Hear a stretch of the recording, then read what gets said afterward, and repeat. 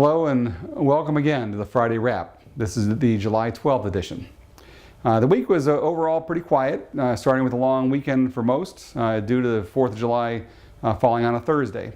But after all the excitement from the Stanley Cup coming to Capri the week before, anything might seem a little quiet.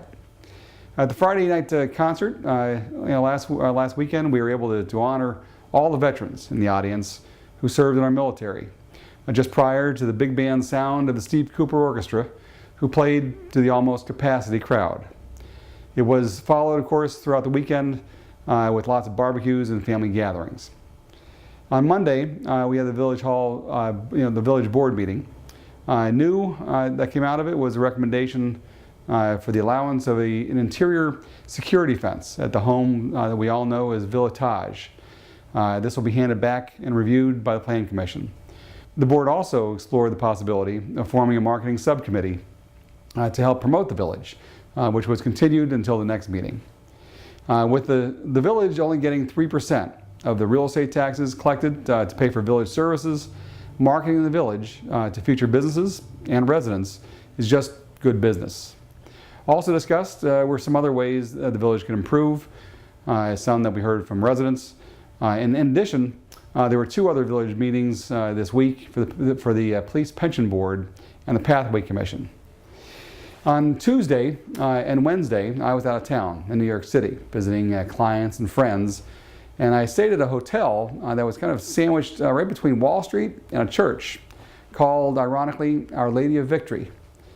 And just 4 blocks away from Ground Zero, I just couldn't resist the opportunity to visit the site again, and that's where I had a very patriotic moment, or should I say a patriotic hour. Here are some pictures that you'll see of the Freedom Tower and the 2 pools, both north and south, that now memorialize the World Trade Center towers. New York has done an exceptional job to enable all of us to pay our respects. I hope you all can visit the site one day. Another sign of growth in DuPage County was the opening of a new magazine called Suburban Life magazine. It is, as you might expect, an extension of Suburban Life newspaper, now owned by Shaw Media, which originally started in Dixon, Illinois.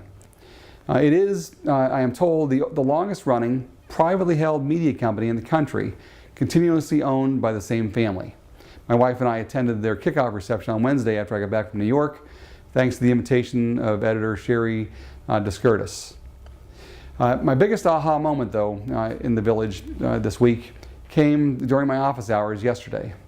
Thanks to one of the residents, I saw some pictures, some flooding pictures from back in March of houses in the southwest quadrant of our village, which is just west of Village Hall.